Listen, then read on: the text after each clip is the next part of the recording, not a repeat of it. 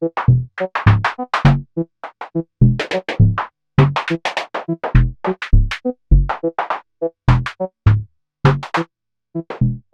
you doing? How are you holding I'm, up in the pandemic zone?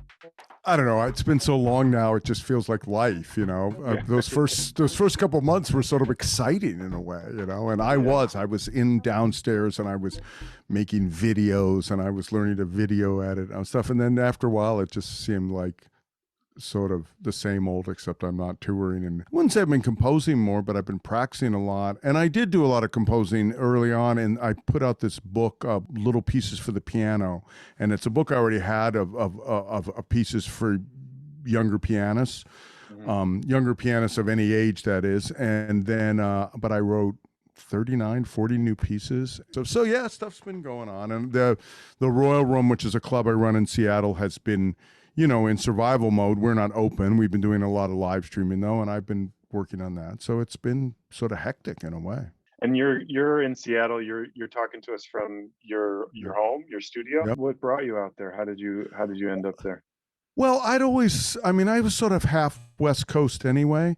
I was born in New York, but I was raised in California. And then my folks moved to DC. And then I went to Santa Cruz, which is where I met my wife, Robin Holcomb. And then we moved to New York, and we were in New York for 12 years. There was a couple things. I kind of missed the West in some ways. We'd even gone back to San Francisco for 1 year when we were thinking of having kids. But then we, as people say, we got pregnant. And and then moved back to New York with no apartment while, you know, we were 3 months pregnant. It was pretty stupid, but we got our old apartment back, and we were there for a couple more years. So you were at UC Santa Cruz, and there was a whole crew there of musicians, and you guys, did you all move to New York together? You were Robin Holcomb, Sort of. your wife, and Emmy Miller, and was Carolyn Romberg, who was involved in Studio Header, also there? Yeah, and Dave Soulson, yeah. So Leslie DeLabo was also in Santa Cruz. Polly Bradfield was also in Santa Cruz. We're both early collaborators with, you know, John Zorn and Eugene Chadbourne. When we got to New York, Dave Soulson and I literally drove across the country together and moved together. Then Robin came out to visit, and I decided, we had sort of, you know, we weren't even sure if we're going to stay together, and it was kind of clear that we were. So I went back to Santa Cruz for a couple of months so that we could move out together. And so we did move together, and we moved into a kind of loft for a couple of months. That was a nightmare. And then we moved into the building where John Zorn still lives and where Anthony Coleman currently lives. But Mark Miller, otherwise known as Emmy Miller, and Leslie DeLaba and Polly Bradfield and Robin and I all had apartments in that building. In that building? Wow. Yeah. I mean, literally Zorn's practicing on the third floor would sometimes drive me crazy. He was in a period of only playing to basically sort of post-bop records, and he was practicing a lot. I mean, you could just hear it, you know, it was a real tenement. You could hear everything. And yeah, it was incredibly cheap. It was on Avenue, it was on 7th Street between B and C, and it's still there. And Elliot Sharp, when we moved, Elliot took Robin's apartment. We actually had 2 apartments. It was so cheap. They were tiny, but since we both had pianos. And Elliot still has that space. He uses it as a workspace. I don't think he lives there. I know he doesn't, but he still has that space in that building. Did you know people in New York, or were there people that you felt were like contemporaries that you wanted to go work with? Absolutely. I wanted to meet Roscoe Mitchell. I wanted to meet Lester Bowie. I wanted to meet people who played with Cecil Taylor. I mean, it was all about, basically, you know, it was all about the more Afrocentric avant-garde, and that was the people I was really into. And the connection with Zorn was that Zorn was into those people too. But my friend Polly Bradfield, who I met in jazz class in Santa Cruz, and then this woman Leslie DeLaba, who I met through improvised music, and then Dave Soulson moved with me, but then he stayed and I didn't come back for another 4 or 5 months. By the time I got there, they were starting to meet, and really, you know, it's hard not to talk about this to some extent in kind of racial and cultural terms, because, you know, almost all of those African-American musicians that I wanted to be close to not only came from a different cultural scene, though over time that broke down, and over time I did get to meet them, and over time we did become friends in some cases, and some of that fairly quickly. But the people I met immediately, not surprisingly, like were other 21, 22-year-old white kids with middle-class backgrounds who also had played in rock bands, and some of whom had come to improvised music from being more into the Grateful Dead than necessarily into jazz, and a whole range of people. And so, I mean, that quickly changed, and the intersection of that quickly changed. But there was some feeling, I mean, I wrote in some essay I wrote that, you know, it was kind of like high school, where it wasn't the high school where it was like overtly racist, but in the cafeteria, the black kids tended to hang out with the black kids and the white kids and it had that kind of feeling, like relatively friendly, but still, you know, sort of, well, this is my scene. But a few people really broke that down. With Butch Morris being probably at the top of my list for that. And I got to know William Parker really early on, and we hit it off. And William had kind of had a different vibe too, just from where he was coming from. How long were you in New York before these recordings started happening? Almost none. I mean, almost none at yeah. all. We arrived in the winter. Robin and I had gotten to this idea in our head that you know, we should get a loft because it was the loft scene. And I remember people saying to me, you know, whatever, it's, you know, it's just, and we got into this building on Union Square, and it was kind of a scam, and we kind of got scammed. My parents helped a little bit. I borrowed some money from a friend, and then by the end of, and it was all this stuff was so New York, you know, you had to use their plumber and so we saw the writing on the wall. But we built out, you know, we had like 700-800 square feet, which was huge compared to all the little apartments everyone was living in. We had to use their guy to put the sheetrock up, and I got a piano in there, and we rehearsed. And we started rehearsing with this band with Carolyn Romberg and myself and Dave Soulson and my wife Robin, who was not my wife at the time, and M.E. Miller. And we were all had already played together in Santa Cruz. So it's kind of weird in a way. I mean, we decided to sort of play with the same people, but we had this sort of dream of having a band. And we did that immediately. And then Robin and I decided to get rid of the apartment. We found someone to buy. You know, with lofts, you can't sell the lease, but you could sell the improvements and stuff. And so I think I ended up leaving that place pretty much getting my money back out of it. And we were only there 4 or 5 months. I mean, at the beginning, you know, they still hadn't brought the gas riser up, so we were cooking on a Coleman stove, and you know, that I had from being from a camper in California. You know, it's ridiculous. So it was so jive. And so we bought into the building, which buying into the building was literally hundreds of dollars that Zorn still lives in, because it was kind of a co-op structure.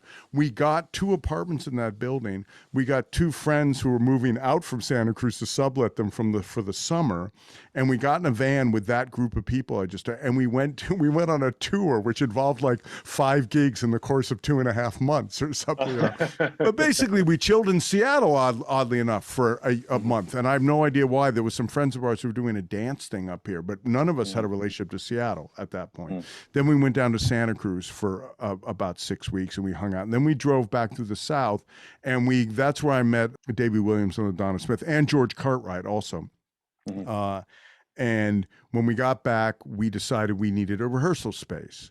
It had dirt floors. It was underneath a pet store, and there were all these like crickets that were always coming, were living downstairs. One time someone was doing a gig, and a frog, there was Jordy Gillespie is the drummer in this band called Conk, who's also a friend from Santa Cruz, along with this guy Dana Volchek, who was really interesting and hasn't done a lot of playing out in years, but he was great. Dana was also, I met in Santa Cruz. Anyway, he found a really nice snake down there once that he took home and kept. had. I mean, beautiful, you know. Yeah. So we had to, my friend Paul Chilkoff was also a saxophone player that you would not know of, lived in LA for years. He had a great kind of carpentry thing. We had to fill 2 dumpsters with old TVs and radios because it had been a guy was renting it super cheap. And he had like it was one of those places where you went and brought your TV to get repaired and you were lucky to get it back in 6 months. Yeah. I mean, you know, and up on top, it said repairs, call Henry, which is why it was called Studio Henry. And it was literally a hand-drawn sign that you could barely read, and we left it up there for a while. It just said, call Henry. And there was no egress. You could only go down these stairs, and then there was this door, and we put a gate up eventually because we had some gear in there. But we got a baby grand piano down there, and we built wood floors over the dirt, but the dirt was still there. It's never like we poured concrete or anything, you know. Yeah. And there was the wood on the far end was just a little raised, maybe another 6 inches to make it a stage. And I found a poster just the other day through my friend Leslie, who's moving, so she's kind of cleaning house. That is an incredible poster. I made it myself, which means that it's graphically just truly pathetic. And it was the bathroom. It was the fundraiser so that we could have a toilet down there because we had the plumbing was there, but the toilet was broken and we had to get a new toilet. I'm gonna actually take 1 second and grab it because it's right across the room because the bill on this thing is incredible. Yeah. These are 2 posters from Studio Henry that she gave me. And you can see here it says, I mean, I'll just show it to you and then I'll read it to you. But it's Emmy Miller and Charles Noyes, and then Polly Bradfield, who, as I mentioned earlier, we literally don't know what happened to her. She moved back she has no social media presence or anything. It's been 20 years, and Zorn has tried to find her. They were very close at one point, and they did a lot of music there. 300 and 400 statues, then a solo Fred Frith gig, and then John Zorn's Highlight and Tennis. But this, which were 2 of his game pieces, of course. But this is, I don't even know what this picture of. It's like a picture of an Italian restaurant or something, but it's my handwritten. You can see that the graphic sensibility is considerably diminished. I'll send you scans of these. I'm going to scan them. And it says, it says Leslie DeLaba, Peter Kuhn, Wayne Horvitz duo. So Leslie must have been playing solo. Bob Ostertag solo. Don Sladoff quintet. You wouldn't know who that is, but he's a great straight ahead saxophone player that was a friend of ours, to reasons I won't bore you. Not a typical Studio Henry person, but a great guy. Then John Zorn solo, the Carolyn Romberg solo, Wayne Horvitz trio, Bill Horvitz concept. It was my brother.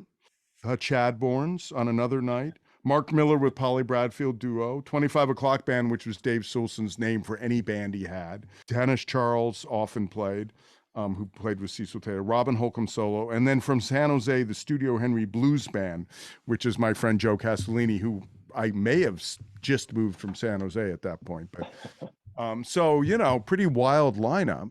And this was all to get a toilet back there. And the slogan up above says, 3 big nights. And it says in parentheses, we will all benefit, which was clearly the case. No, we all had to just go find a place to piss for the first couple of months, you know, and imagine, you know, the women, it must have really been a drag. Because for men, going down the street and pissing in New York City at that time was not a big deal. But yeah, normal occurrence. How was the scene like this? You guys were so busy and prolific and playing with each other in 5 different groups minimum.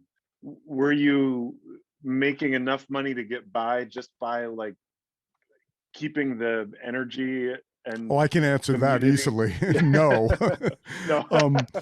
Well, one of the things too is when you say 5 groups, none of them were groups that were trying to record a tour, you know, with very few exceptions. I mean, that began to happen even by the end of Studio Henry. And Studio Henry was around for 3 years.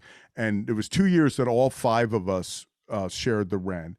And then there was basically, as I recall, Dave and Carolyn, and this is telling about money, felt that the $25 a month was something they couldn't afford, you know.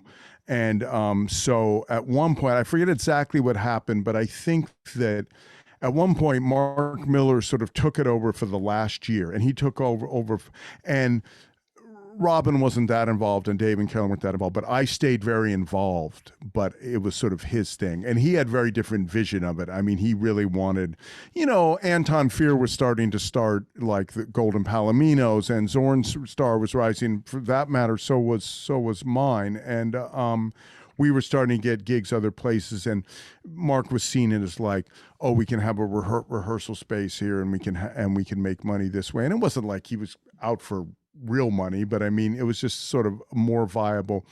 But he also was doing some pretty crazy stuff. And the truth of the matter is that we were in this very Italian neighborhood, which really was controlled by the mafia.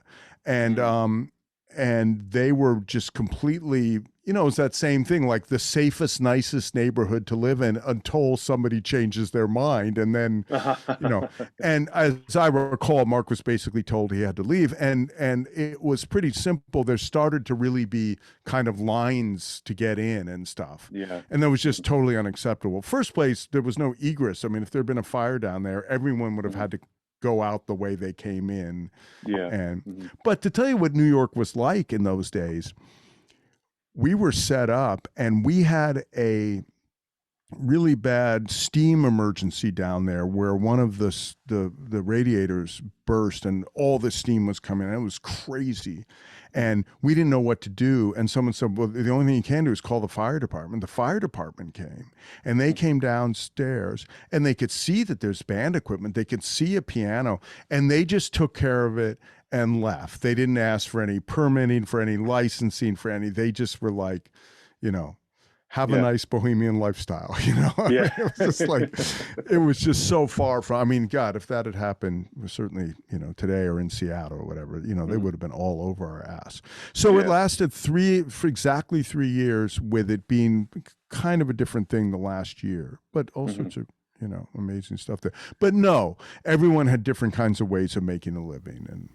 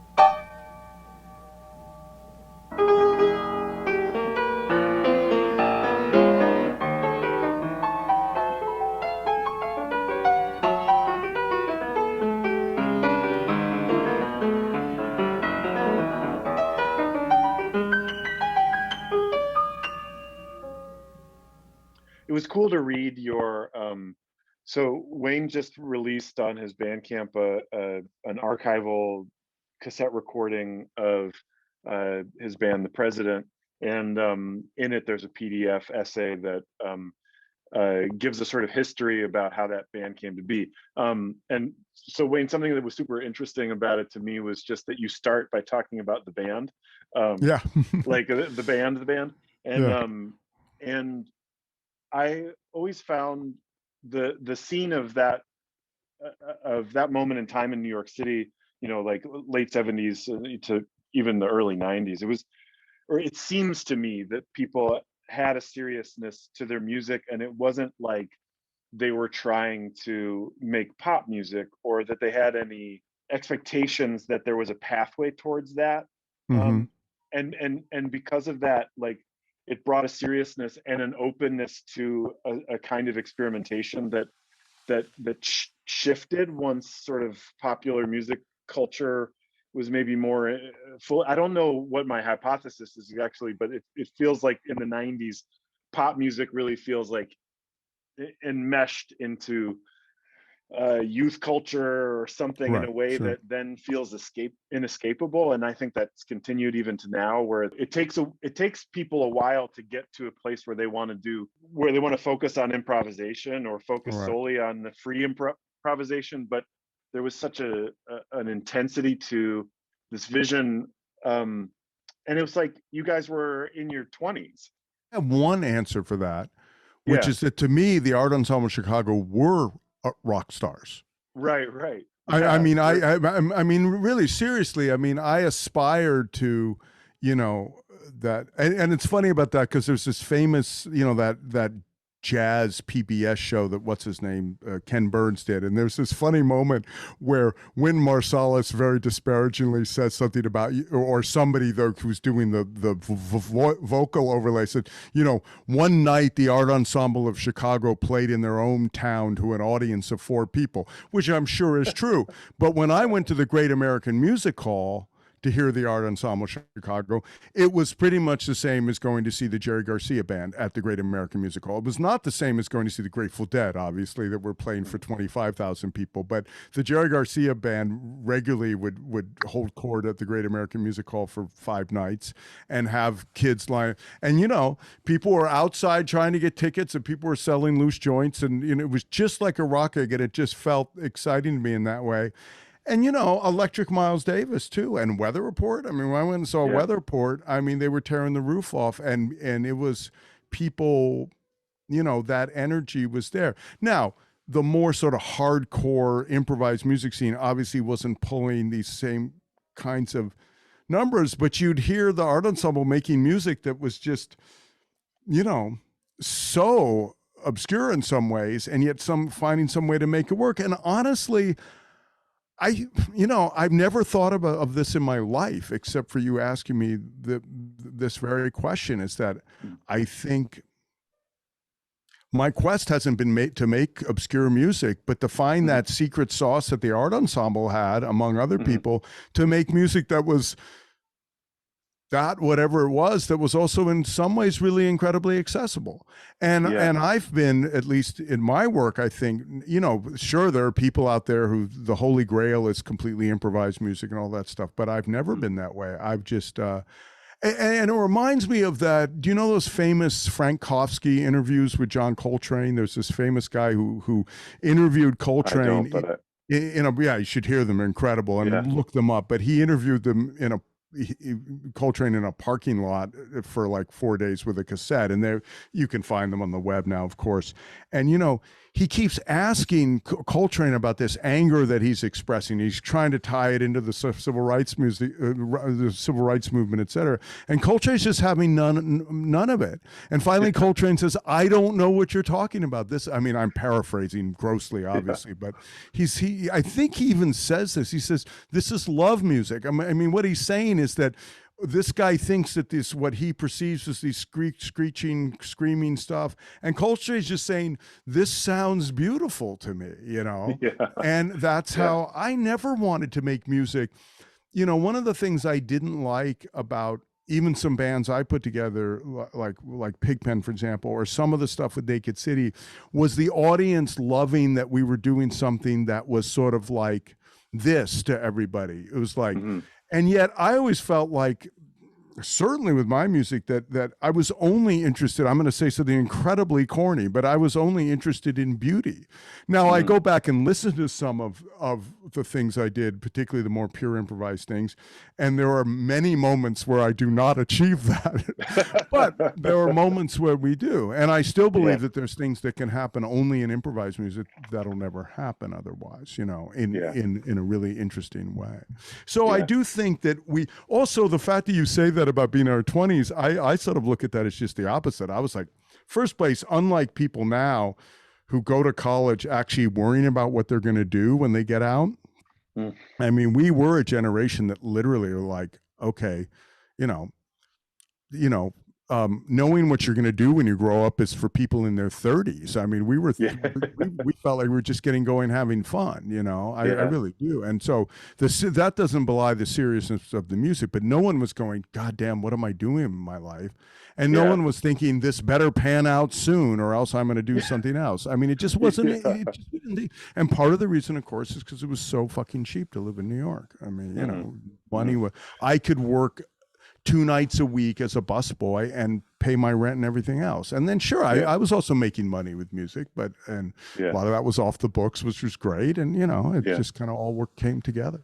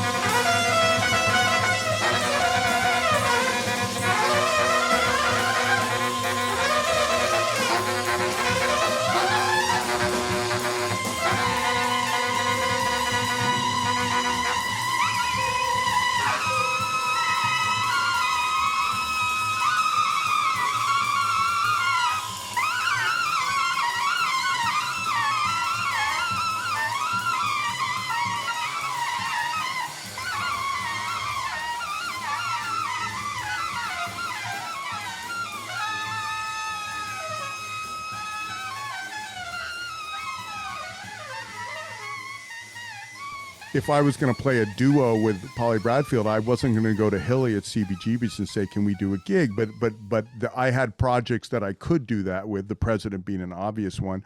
Zorn did a couple of game pieces at CB's, I believe. Span Curlew I was in with George Cartwright, which was definitely, so all those things and the types of things that Anton Fear was doing. Fred Frith had Massacre, Bill Laswell was doing things. So those were things that, a few of those only rehearsed at Studio Henry, but then performed at a place like CB's where some, but then you had Ardo Lindsay, who was really doing quite well in almost fashion way with the lounge dancers wanting to do things. But it's incredible who I met at Studio Henry. And one thing you didn't ask is, well, how did we start having performances? And I hadn't, and the truth of the matter is we never intended to have performances. We put it together as a rehearsal space, and within weeks, somebody, and I don't know who, said, can we just do a little gig there? So it was all unintentional. And I remember being a little pissed off about 3 years later. I said something to Bob Ostertag complaining about something at Soundscape about, like, I'd gone up there and there'd been something messed up with the sound system. And he was like, well, what are you complaining about? You know, you run a venue and you barely have a sound system. And I was like, I don't run a venue. I mean, in other words, I realized people thought that we were running a venue. I was right. We're letting people who want to put on their weird duo gig use our rehearsal space. And sometimes we charge $1 at the door, of which all of which goes to the musicians, you know. And I was like, damn, I guess I am running a venue. But I mean, I don't even think I got that far. It was like, I was so confused when he said that to me, because I never thought of it as that we'd started a performance space. Yeah, it was literally a clubhouse. Yeah, totally. That's great.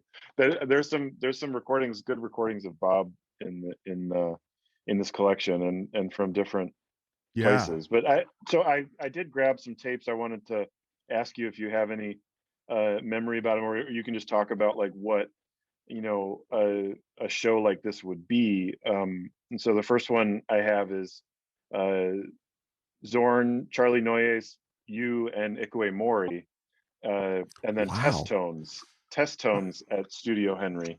So the test tones, I assume, is on one side, and and then you as a quartet on the other. Do you have any memory of? Well, I mean, I have plenty. What you've got upside down. Yeah, there we go. Oh, right. I remember seeing that. Man, I got to hear that. I mean, I look forward to hearing the test tones too, but the test tones was more. And that was sort of the spirit of Studio Henry too. Like when Zorn and I would do the Sonny Clark stuff, often we'd do it like for a party.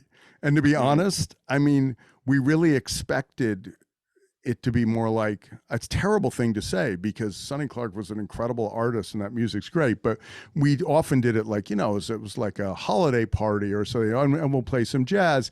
And because we felt that our main music, this wasn't the music that we were going to say to people, please sit and listen to. You know, if you want to have fun, if you want to chat, if you I mean, I think people for the most part really listened, but it was often, and we didn't have, obviously we had no legal way to sell alcohol, but sometimes we would go to the place where there was a, you know, wholesale beer place. I don't think we ever had anything besides beer. Maybe we did, but you know, we'd have beers for $1. I remember we bought this stuff. This isn't answering your question, but I'll get to it.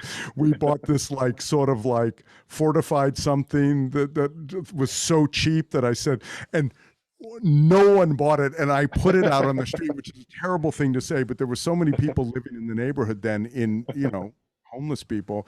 I figured, well, someone's gonna, and it was there like 2 weeks later, just basically untouched. It was, but you know, so we'd get some, you know, Pabst or whatever, and we would do that, and we tended to do that more on certain kinds of gigs and other Saturday nights and stuff like that.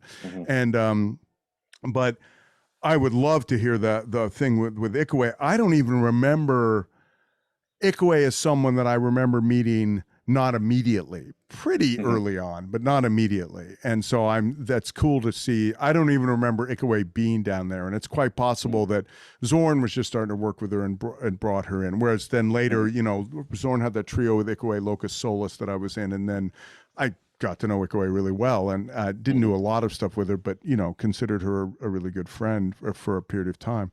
And yeah, there's a recording there too. It's cool to hear her on drum set in this contest. Yeah, right. Oh, so she is on drum set. Yeah, because that would be early enough that she hadn't made the switch. I mean, I remember going to the last gig at CBGB's of suddenly brain dead. You know, with Ardo and of DNA. Yeah. And that was so massive because Ikue's playing the drums through that incredible PA. And I mean, I saw the last night they played, and I didn't even know much about him. I was just really lucky to hear that. But that looks great. The Test Tones was a whole nother thing. And again, like the jazz things, it was probably more of one of the fun nights. I mean, the Test Tones was Bobby Previtt and Dave Hofstra and me playing Farfisa organ and Dave Soulson playing either alto or tenor. And we did tunes. We did Shake Your Moneymaker. We did some jazz tunes, and Dave would sing sometimes. But our main gig was at the Ear Inn for brunch on Sundays. We had a regular, monthly or weekly, and we would play at the Ear Inn, and that was great. And it was always, I just will never forget, because we were always, well, I should speak for myself, but a large portion of us, both in the audience and in the band, were severely hungover on Sunday mornings. And we would get there at noon, having dragged ourselves out of bed at 11 and set up the organ, and by 2 we'd start playing. And 2 was when people were just starting to think about the first meal of the day, and particularly in the winter. I mean, you get the Ear Inn and you really felt like it was, totally, early for breakfast, and it was already 2 in the afternoon. And the Test Tones played a lot there, and that was fun. So that must be what. Yeah, I have no idea what that sounds like. There's another band that I didn't know too much about before this collection called Public Servants, with which Zorn played in, and Shelley Hirsch Johnston, was the singer. Philip Johnston, I had never heard any of their music before, and so I thought that was really interesting, because it's like a totally different vibe for all of those people than I ever had heard them. A different context to hear them in.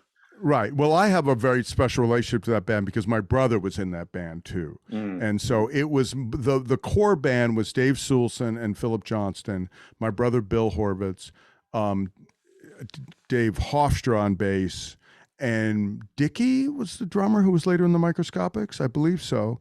And then the Microscopics kind of came out of that. But the Public Servants was the rock band, and Microscopic was sort of the jazz band. And the Public Servants playing at Studio Henry was unusual because they did play mostly at 8BC and CBGB's and the Mud Club and those places. And for a minute, they were playing kind of all over town, mostly in rock venues. And they had a moment. It was pretty short, but they definitely had a nice little moment. Shelley was fantastic in it.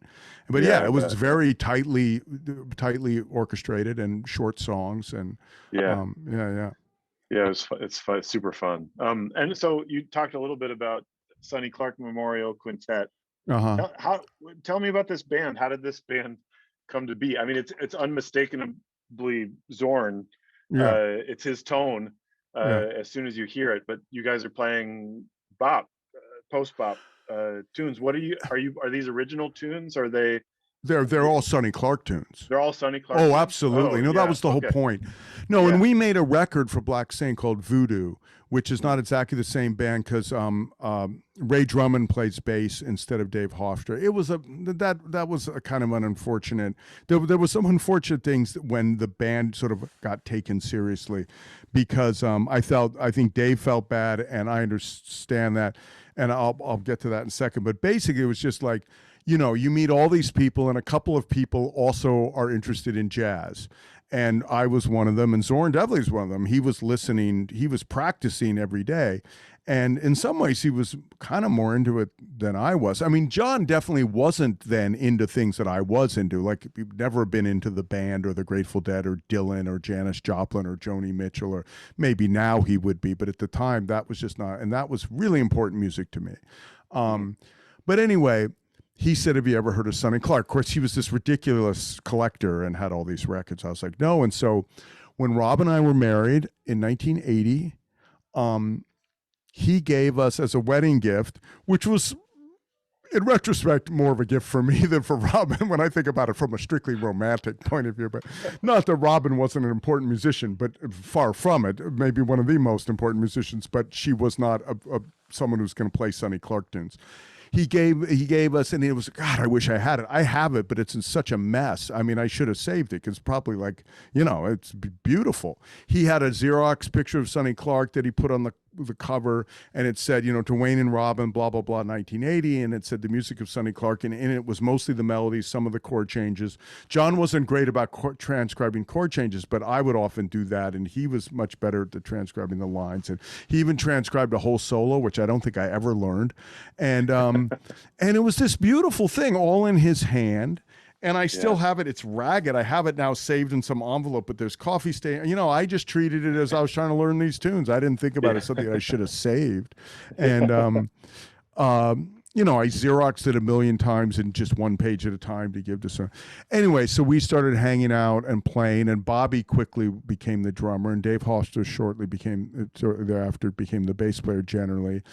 You touched on Robin Holcomb, and I love Rockabye and those awesome records record, it's really cool to hear these recordings, which are out in this collection, that come kind of way before any of those records were made. And one of the tapes that I'm really interested in is this Holcomb orchestra tape. This is from 1982.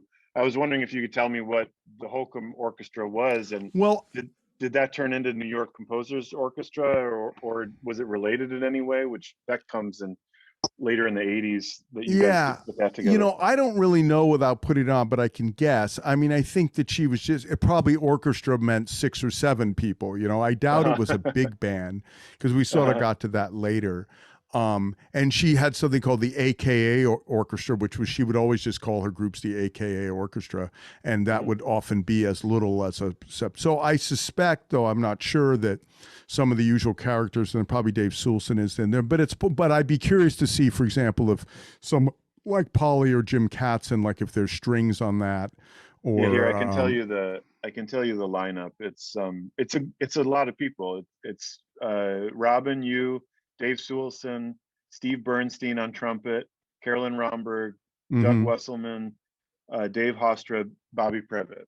That's and then so it's also listed as AKA Music Orchestra. So there you go. Right. Yeah. I think what that is probably I suspect that there's a couple tunes on there that are precursors to the record she made that's called Lark Stay Crazy.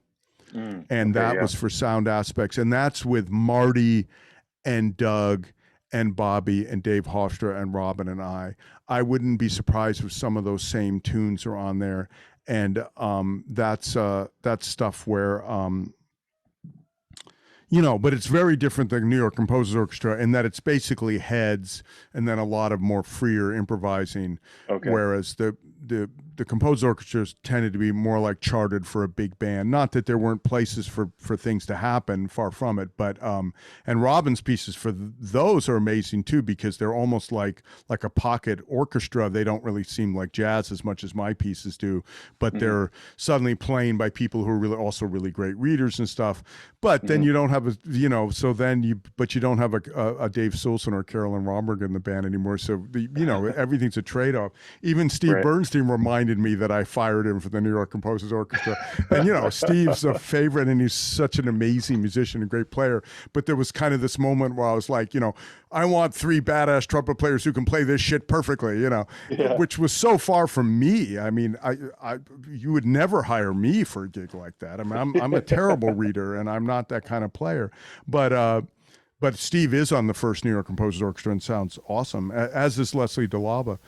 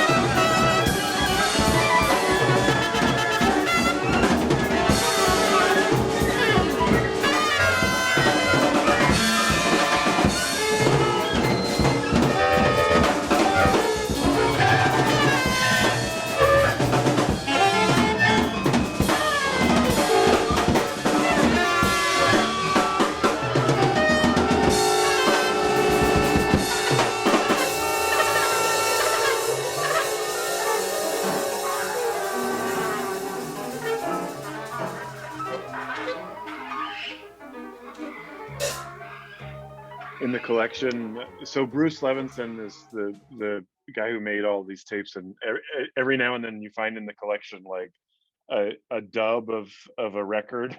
Right. Yeah, absolutely. So Yeah, I saw that. Yeah. Yeah, there's one. There's an Eno Hassel Possible Right. Music. The Fourth World Music record, which is a fantastic record.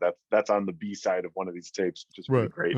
And you described the last time that we talked about this collection. You kind of described Bruce as like someone who kind of came to this music scene through like Henry Cow and that scene, that Frith scene of kind of like prog music and rock music. And there are some things in the collection that kind of like stick out as unusual. And I pulled one of them that it's an awesome recording of Vernon Reid and Laraaji. Do you know Laraaji, who put? Yeah, but I wouldn't say that that's that unusual. Vernon, as I recall, Mark Miller said to me, there's this guy, and boy, if I have this wrong, I'm going to be really embarrassed, but I could have sworn that Mark said he heard Vernon playing on the street. Not like, I mean, a lot of people bust and did stuff on the street. I did myself. Dave Soulson and I played some bass. We used to go out in front of the Metropolitan, and he said, we got to invite this guy down here. And then we found out, and pretty soon I was doing a gig at the, Zorn had a gig at the Public Theater, and Vernon was playing banjo. We got to know Vernon really quickly, but yeah, the reason I don't quite see it that way is I doubt Bruce knew anything about Vernon Reid. He definitely knew a lot about Henry Cow and Art Bears and that kind of thing. And it's true. And he definitely didn't have a particular, any kind of jazz thing. Now, one of the places that Bruce and I connected almost from the beginning was that, there's two types of people in the improvised music scene. People who like the Grateful Dead and people who hate the Grateful Dead. And you could just divide people completely down the middle. I happen to be one of those people who like the Grateful Dead. I distinguish myself by saying that I don't like the Grateful Dead after 1970, which makes me considerably superior to many other people. But in any event, but I love the early Grateful Dead, and I love the country records too, which were in 1970. They were both recorded in 1970.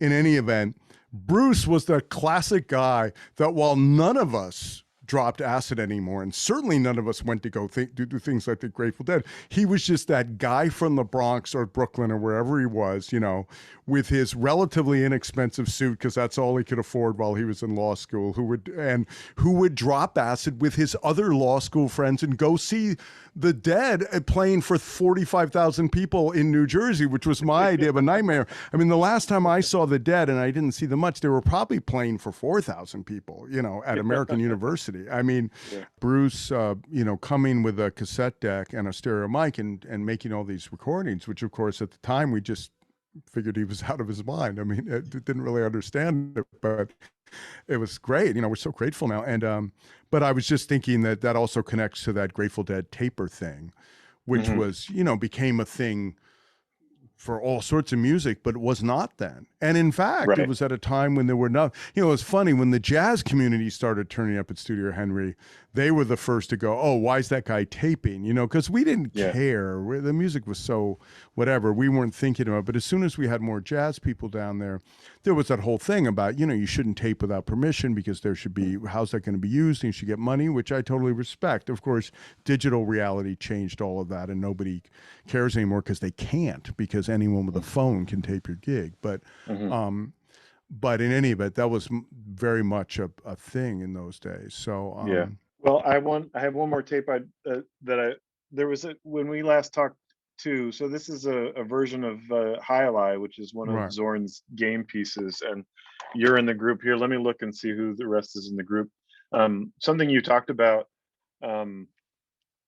when last we spoke was just how in a certain way this collection represents like a moment in time where people were really finding their voice, as composers or music makers. You hear it in some of the recordings of you and various groups that you're doing. I just wonder if you'd talk a little bit about what that meant, what that moment meant, and how it sort of played out for this group of people, just in a musical sense, less in a like where they ended up in the world. No, absolutely. Well, I don't know if Zorn would agree with me, but I think that in retrospect, Studio Henry ended up being at least important to some extent, just because it was a much more casual place to get, you know, he would call up and say, you know, can we do this piece and can we rehearse too? And there was no like, well, you can't get in early, because we were like, yeah, let's meet at noon and we'll do the gig, you know? So it was like, there was, I don't think we ever had a sound person at Studio Henry. I mean, there was certainly nothing like technical support. I mean, so I guess Mark and I kind of set things up for people. We had a mixer down there and we had more of a PA as time went along. So I think a lot of game pieces went there. And just like Butch's conduction, and I mean, and they're not the same in any way in some ways, but they're similar in that there's, the language comes from the performers in terms of there are no notes or pitches, or there's no pitches and rhythms and stuff given, but structure is dictated by some other more. And with Butch's case, it's his conduction technique, and with Zorn's case, it's these game structures. So they're both very similar and end up with very different results.